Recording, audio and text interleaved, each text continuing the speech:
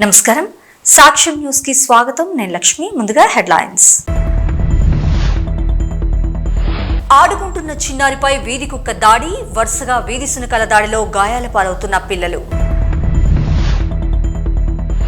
విశాఖ ఉక్కు కార్మిక నాయకులపై జనసేన నేత బొలిశెట్టి సంచలన వ్యాఖ్యలు 5 ఏళ్లు విశాఖ స్టీల్ ప్లాంట్ పై మాట్లాడిన వారు ఇప్పుడు విశాఖలో స్టీల్ ప్లాంట్ ఉద్యోగులను రెచ్చగొడుతున్నారు ఏపీ సీఎం చంద్రబాబు 100 రోజుల పాలన ఎమ్మెల్యేల పనితీరుపై ఎన్డీఏ శాసనసభాపక్ష సమావేశం హాజరైన చంద్రబాబు పవన్ కళ్యాణ్ వైఎస్ఆర్ కడప జిల్లా కమలాపురం నగర పంచాయతీలో నాయి బ్రాహ్మణ వీధిలో ఇంటి వద్ద ఆడుకుంటున్న చిన్నారిపై ఒక వీధి కుక్క దాడి చేసింది. చిన్నారి అరుపులు విని బయటకు వచ్చిన మహిళ కుక్కను తరవడంతో ప్రమాదం తప్పింది. వీధి కుక్కల స్వైర విహారానికి అడ్డుకట్ట వేయాలని స్థానికులు అధికారులను కోరుతున్నారు. అయితే ఒక పక్క తల్లిదండ్రులు తమ పిల్లలను ఇలా వదిలిపెట్టడం ఎంతవరకు సబబు అంటూ మరికొందరు ప్రశ్నిస్తున్నారు. తమ పిల్లలను జాగ్రత్త పెట్టుకోవాల్సిన బాధ్యత తల్లిదండ్రులది కాదా అంటూ నిలదీస్తున్నారు.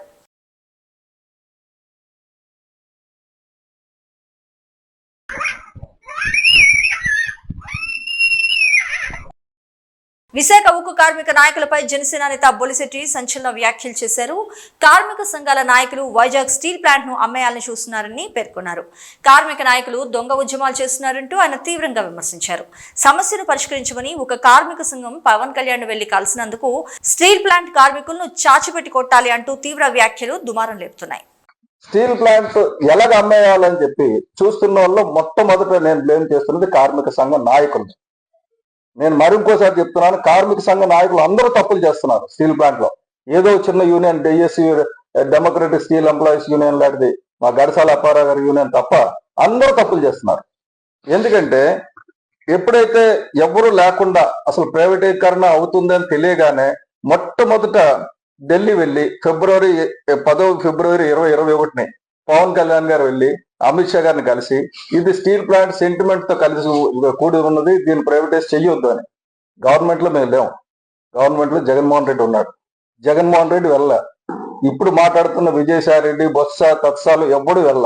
పవన్ కళ్యాణ్ గారు పరిగెట్టుకుని వెళ్ళి దీన్ని ప్రైవేటైజ్ చేయకండి, ఇది సెంటిమెంట్ తో కలిసి ఉన్నది, ఎంతో మంది ప్రాణత్యాగాలు చేసి 32 మంది ప్రాణత్యాగాలు చేసి సంపాదించుకున్నది, మిగతా ఇన్వెస్ట్మెంట్ లాగా డిస్ఇన్వెస్ట్మెంట్ లాగా దీన్ని ట్రీట్ చేయకండి అని రిక్వెస్ట్ చేసి వచ్చారు. ఆ రిక్వెస్ట్ చేసేటప్పటికి స్టీల్ ప్లాంట్ లో ఒక టెంట్ గాని ఒక ఉద్యమం గాని అంటే నిర్వాసితుల తరపున గాని కార్మిక తరపున గాని ఎవరు మొదలు పెట్టాల. అమ్మో ఒకవేళ ప్రైవేటైజేషన్ ఆగిపోతే పవన్ కళ్యాణ్ గారికి ఎక్కడ క్రెడిట్ వచ్చేస్తుందో అని గబగబా ఆదరాగా సంఘాలన్నీ దుకాణాలు తెరిచి కూర్చున్నాయి. దుకాణాలు, నేను చాలా హార్ష్ పదాలు వాడుతున్నాను, దుకాణాలు తెరిచి కూర్చున్నాయి. కూర్చొని దొంగ ఉద్యమాలు, ఏది సరైన ఉద్యమం కాదు. ఉక్కు నిర్వాసితుల తరపున నిలబడడానికి ఎవరు రాలేదు, ఉక్కు నిర్వాసితులను కూడా మోసం చేశారు అందరు కలిసి. ఉక్కు నిర్వాసితులు కష్టపడుతున్నారు, అప్పటి నుంచి ఈ రోజు వరకు కష్టపడుతున్నారు. వాళ్ళని పక్కకు తోసేసి కార్మిక సంఘాలు దూరిపోయి వీళ్ళే పెద్దల కింద వీళ్ళే పెద్ద టెంట్ కింద పెట్టుకుని నడిపారు. 5 ఏళ్లు విశాఖ స్టీల్ ప్లాంట్ పై మాట్లాడిన వారు ఇప్పుడు విశాఖలో స్టీల్ ప్లాంట్ ఉద్యోగులను రెచ్చగొడుతున్నారని పేర్కొన్నారు ఏపీ సీఎం చంద్రబాబు నాయుడు. విశాఖ ఉక్కు ఆంధ్రుల హక్కు అనే నినాదానికి టీడీపీ కట్టుబడి ఉందని పేర్కొన్నారు. ఇంతకుముందు వాజ్పేయి టైంలో కాపాడింది మేము కాదా అంటూ నిలదీశారు. మళ్లీ ఈసారి కూడా స్టీల్ ప్లాంట్ ని కాపాడేది మేమేనని చెప్పుకొచ్చారు చంద్రబాబు. స్టీల్ ప్లాంట్ ఉద్యోగులు కూడా మరి కష్టపడి పనిచేసి స్టీల్ ప్లాంట్ ని లాభాల్లోకి తీసుకురావాలంటూ ఆయన విజ్ఞప్తి చేశారు. ఇంకొక పక్కన ఇదొక ప్రాబ్లం అయితే విశాఖపట్నం స్టీల్ ప్లాంట్ అది కూడా కావాలని రెచ్చగొట్టే పరిస్థితికి వస్తున్నారు. ఓకే, దాని గురించి నేను పెద్దగా మాట్లాడడం లేదు. రెచ్చగొడితే రెచ్చిపోయాడు కూడా ఎవరు లేరు ఇక్కడ. విశాఖపట్నం అనేది తెలుగుదేశం పార్టీకి ఎన్డీఏ కూటమికి ఒక స్ట్రాంగ్ ఇది. ఆ ప్రాజెక్టు కూడా ఆ స్టేజ్కి రావడానికి వీళ్ళు కారణం. ఎప్పుడు కూడా ప్రాజెక్టు మీద శ్రద్ధ పెట్టిన దాఖలాలు లేవు. ఇంత మునుపు కూడా నేనే కాపాడాను ఆ ప్రాజెక్ట్ని. వాజ్పేయి గారి పీరియడ్లో రీస్ట్రక్చరింగ్ చేసి అప్పుడు కూడా అడిషనల్ ఫండ్స్ అన్ని పంప్ చేశాం, అప్పుడు స్ట్రీమ్లైన్ చేశాం. ఇప్పుడు కూడా నేను ఆలోచిస్తున్నాను. మళ్ళీ మొన్నే మాకు ఒక మీటింగ్ జరిగింది, కుమారస్వామి గారు ఫైనాన్స్ మినిస్టర్ నేను డిస్కస్ చేశాం. ఈరోజు మళ్ళీ ఒకసారి మాట్లాడాను. ఇప్పుడు ఒక కొత్త డబ్బులు కూడా రిలీజ్ చేసి దాన్ని ఆపరేట్ చేయడానికి ముందుకు పోతున్నారు. ఇది అయిన తర్వాత మళ్ళీ ఒకసారి కూర్చుంటాం. ఎంప్లాయీస్ కూడా ఒకటే చెప్తున్నా, అక్కడ ట్రేడ్ యూనియన్ లీడర్స్ కూడా ఒకటే చెప్తున్నా, మనం ప్రాపర్ మేనేజ్మెంట్ పెట్టుకోకుండా ప్రాజెక్ట్ని రివైవ్ చేయకుండా కష్టపడేదైనా ఉంటే technical problems, logistic problems, administrative problems ఉంటే అవన్నీ సార్ట్అవుట్ చేసుకొని బెస్ట్ మేనేజ్మెంట్ పెట్టుకొని శాశ్వతంగా దాని లాభాల బాట పట్టించాల్సిన బాధ్యత ఉంది. ప్రైవేట్ స్టీల్ ప్లాంట్స్ అన్నీ బాగుండి one of the best steel plant ఆ పరిస్థితి రావడానికి కారణం అక్కడుండే మేనేజ్మెంట్ ఆలోచించుకోవాలి, అక్కడుండే స్టాఫ్ ఆలోచించుకోవాలి, అందరం ఆలోచించుకోవాలి. నేను కూడా దాని మీద శ్రద్ధ పెడతా. విషయం కూడా అక్కడుండే పెద్దలు ఎవరైతే మాట్లాడుతున్నారో అలాంటి వాళ్ళందరూ గుర్తుపెట్టుకోవాలి. దాన్ని స్ట్రీమ్లైన్ చేస్తాం, టోటల్గా స్ట్రీమ్లైన్ చేసి ఎట్టి పరిస్థితుల్లో ప్రైవేటైజ్ చేయకుండా మనం కాపాడుకోవడానికి సర్వ విధాల ప్రయత్నం చేస్తాం.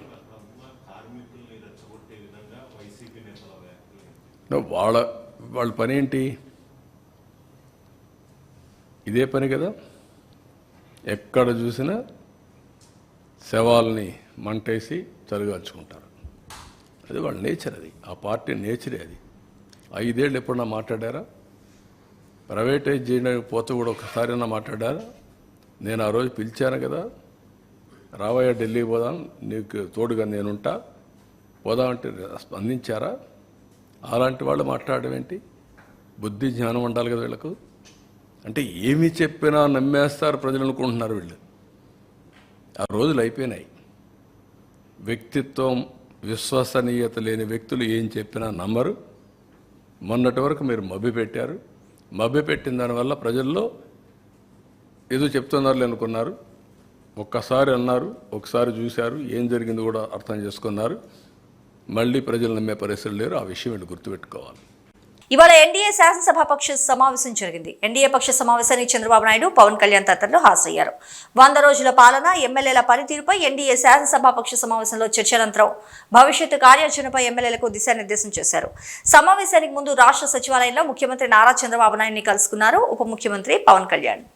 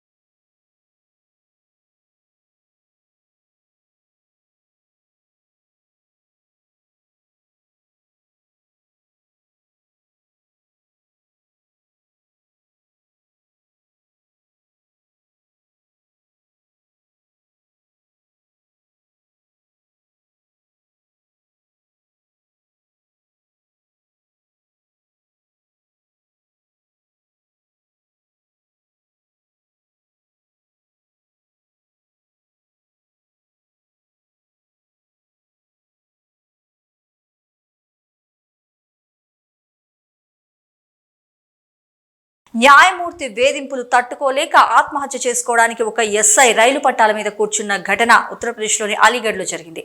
కోర్టులో తనపై మెజిస్ట్రేట్ దురుసుగా వ్యవహరించారని ఎస్ఐ తీవ్ర ఆందోళన చెందారు. బైక్ దొంగతనం కేసులో అరెస్ట్ చేసిన 5 నిందితులను రిమాండ్ కోసం ఎస్ఐ కోర్టులో హాజరుపరిచారు. అయితే నకిలీ వ్యక్తులను అరెస్ట్ చేశారంటూ జడ్జి తనను అసభ్యంగా దూషించారంటూ ఎస్ఐ కన్నీరు పెట్టారు. సహచర పోలీసులు ఆయన అక్కడి నుంచి తీసుకొచ్చి కేసు పెట్టించారు. अरे क्या हो गया भाई? कोई बात नहीं, खड़े तो खड़े तो हो, खड़े तो हो, खड़े तो हो यार, मुझे सुनना ही नहीं। बात बताओ, खड़े हो, खड़े हो, काम तो आए, क्या बात है? बात बताओ सर। मैं आज FIR नंबर 684 मुलजिम लेके गया था सर। सर श्रीमान मिस्टर साहब ने सर श्रीमान अभिषेक त्रिपाठी गिर गया कोर्ट न्यायालय में सर वहाँ मुझसे सर उनसे 5 मुलजिम थे सर, उनसे सर 7 बाइकें बरामद थी सर। उसके बाद उन्होंने सर मुझे 5 बजे से लेकर सर 10 बजे तक मुझे अपनी कोर्ट में खड़ा करके रखा। उसके बाद सर हर 10 मिनट बाद अपने चैम्बर में बुलाते थे, हर बार गाली गलौज करते, हर बार मुझे धमकाते, हर बार मुझे प्रेशर बना देते। तो हमने पकड़ के कैसे ली? मैंने बताया सर इनसे 7 बाइकें बरामद है, पार्ट बरामद है, सबका आपराधिक इतिहास है। हर बार मुझे धमकाया सर। मैंने कई बार कहा भी सर इनका रिमांड होना है। रिमांड पे क्या नहीं सर, और ऊपर से प्रेशराइज बना लेंगे, सारी मर्यादाएं पार कर दी सर। मुझे इतना धमकाया सर, मैं अब सर मैं सर त्रस्ता के आया हूँ यहाँ। नहीं सर मैं नहीं, मैं जाना ही नहीं है सर। नहीं सर मुझे जाना ही नहीं है, रिमांड करवाएंगे। नहीं सर मुझे नहीं कराना है सर, काफी देर से नहीं सर, आप मुझे जाना नहीं है सर। सर इतना टोटल हर 10 मिनट में 5-6 घंटे तक खड़े करते हैं, हर 10 मिनट में बुला बुला के अपने चैम्बर में धमका रहे हैं सर। आओ चलो चलो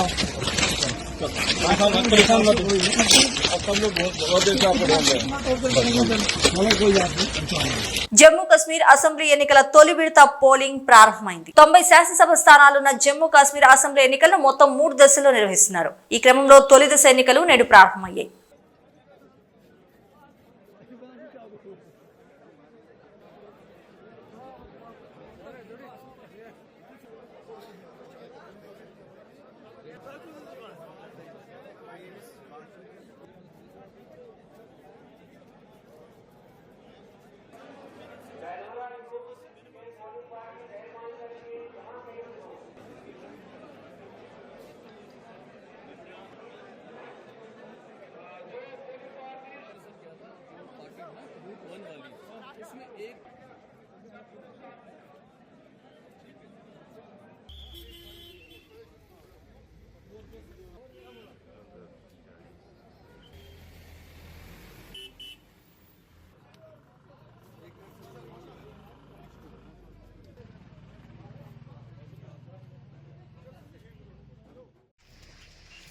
बिल्कुल वोटिंग प्रोसेस जो है वो शुरू और वो 50 साल जमीनी सतह से उठ के काम किया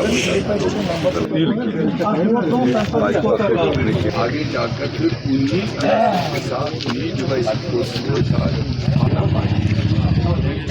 बुनियाद पर तो ऐसा समझा जा रहा है कि जो जमात इस्लामी का कैडर है, जो आज़ाद उम्मीदवार का दोस्त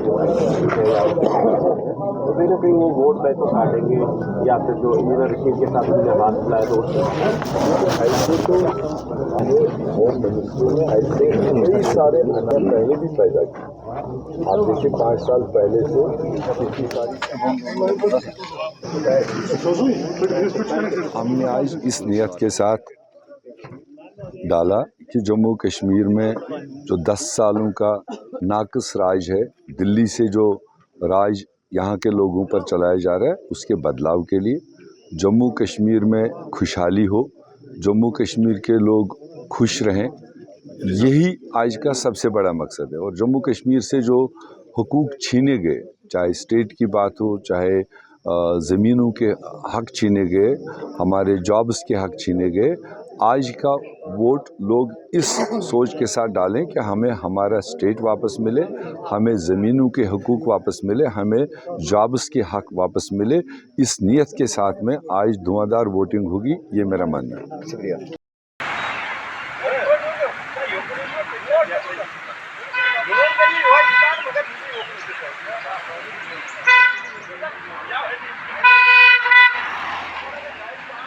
ఫోటోగ్రఫీ నేర్పిస్తానని చెప్పి విద్యార్థినులను లైంగికంగా వేధిస్తున్నారు హాస్టల్ వార్డెన్ భర్త. ఏలూరులోని దయానంద సరస్వతి హాస్టల్లో బాలికలపై లైంగిక వేధింపులకు పాల్పడుతున్నాడు వార్డెన్ భర్త శశికుమార్. ఫోటోగ్రఫీ నేర్పిస్తానని చెప్పి నిర్మానుష ప్రాంతాలకు తీసుకెళ్లి బాలికలతో అసభ్యంగా ప్రవర్తిస్తున్నాడు అతడు. అయితే శశికుమార్ వైఖరి బట్టబయలైంది. దీంతో ఏలూరు 2 టౌన్ పోలీస్ స్టేషన్ లో ఫిర్యాదు చేశారు బాధితులు.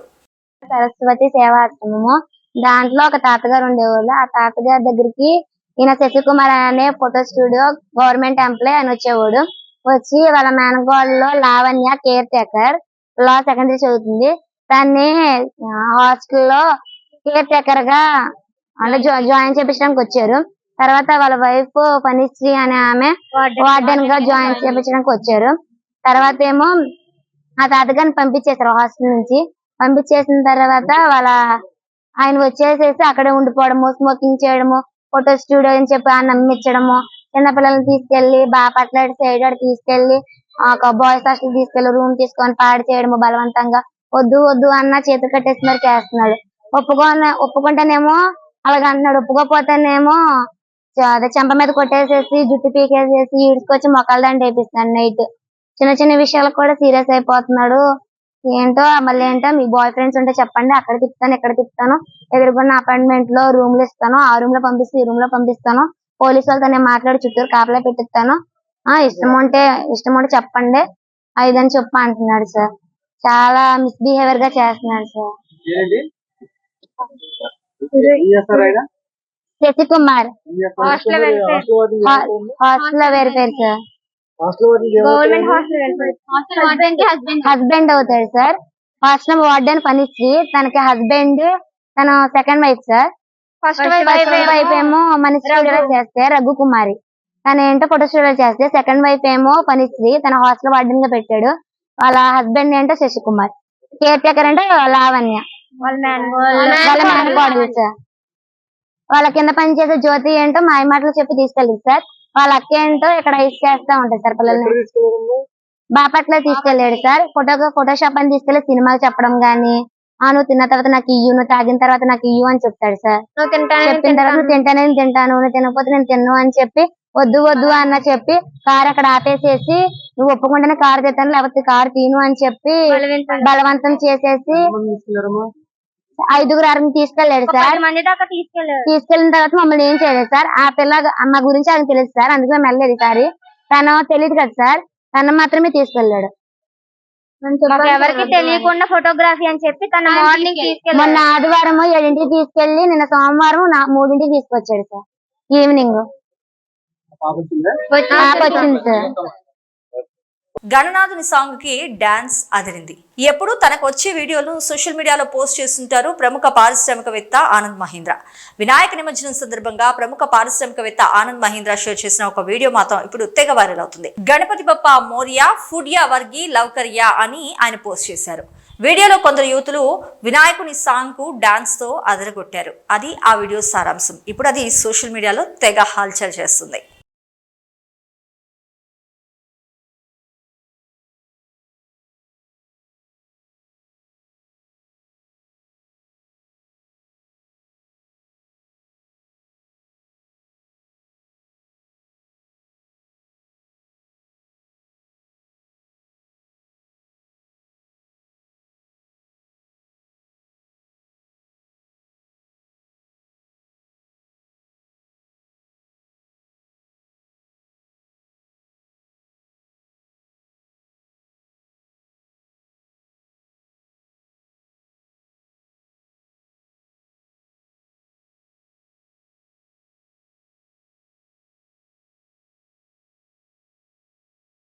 ప్రజాపాలనా దినోత్సవాన్ని స్వాగతించాలి, లేదంటే రాజ్యాంగం ప్రజాస్వామ్యాన్ని వ్యతిరేకించినట్లే అన్నారు డిప్యూటీ సీఎం భట్టి విక్రమార్క.